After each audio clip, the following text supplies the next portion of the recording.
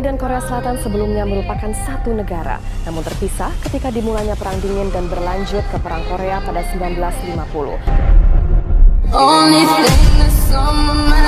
Hubungan Korea Utara dan Selatan semakin memanas setelah Korea Utara meledakan kantor penghubung di area perbatasan.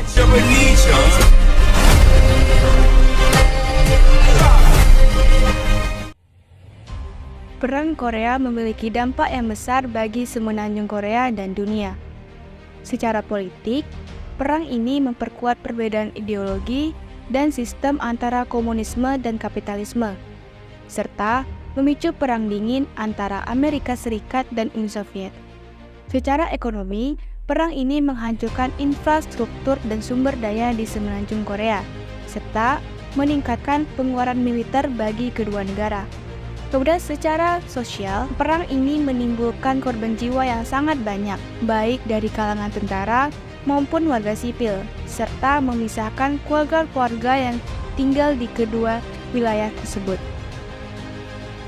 Permasalahan yang terjadi di semenanjung Korea bermula dari penjajahan Jepang yang berakhir pada tahun 1945, di mana pada masa itu Jepang menyerah kepada sekutu pada Perang Dunia Kedua.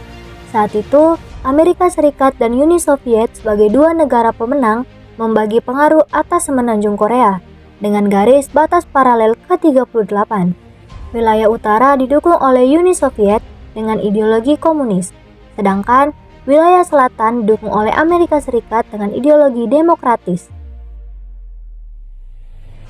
Pada tahun 1948, kedua wilayah tersebut membentuk pemerintahannya masing-masing, yaitu Republik Demokratik Rakyat Korea atau Korea Utara dan Republik Korea atau Korea Selatan.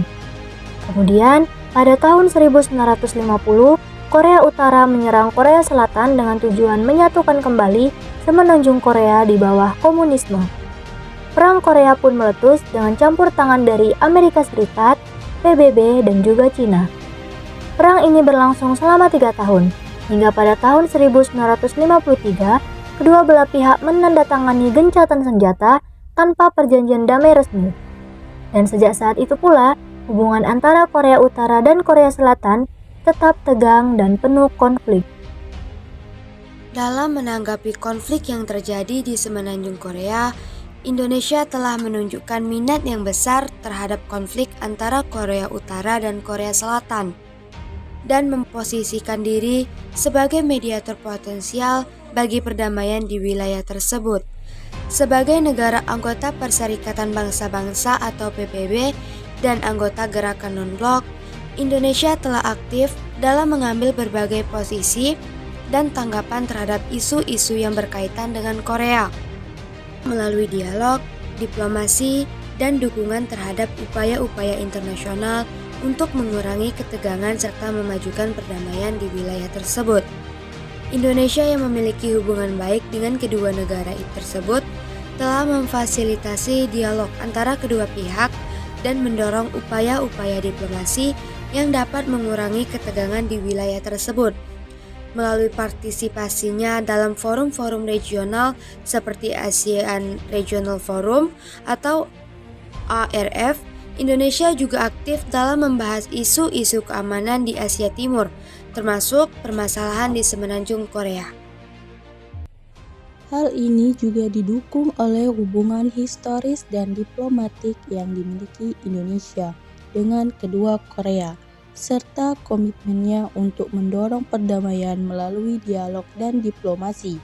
Sebagai contoh, hubungan diplomatik Indonesia dengan Korea Utara dimulai pada tahun 1961 dan kehadiran diplomatik Indonesia tetap dipertahankan di Pyongyang.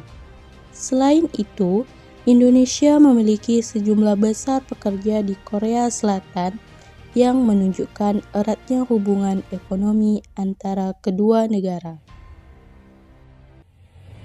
Pemerintah Indonesia telah menyatakan kesediaannya untuk berperan dalam mendorong perdamaian di semenanjung Korea, memanfaatkan hubungan diplomatik dan hubungan sejarah dengan Korea Utara dan Selatan. Sikap proaktif ini sejalan dengan komitmen Indonesia yang lebih luas terhadap perdamaian dan diplomasi. Indonesia sendiri dinilai cukup aktif dalam misi perdamaian di semenanjung Korea dan merupakan salah satu rekan terbaik dan terpercaya antara kedua negara. Indonesia mendukung upaya-upaya internasional untuk mencapai perdamaian dan stabilitas di semenanjung Korea, seperti melalui dialog dan negosiasi. Sebagai negara yang bersahabat baik dengan Korea Selatan, Indonesia juga memiliki hubungan bilateral dengan Korea Utara lebih dari 50 tahun. Indonesia mendukung penciptaan situasi damai yang berkelanjutan di semenanjung Korea dan memiliki peran aktif dalam sejumlah isu regional, khususnya dalam misi perdamaian di semenanjung Korea. Dalam hal ini, Indonesia menekankan pentingnya dialog dan negosiasi sebagai cara terbaik untuk mencapai perdamaian dan stabilitas di semenanjung Korea. Indonesia juga mendukung upaya internasional untuk mencapai tujuan tersebut, seperti melalui dialog dan negosiasi, dan berkomitmen untuk terus berperan aktif dalam mencapai perdamaian dunia di wilayah tersebut.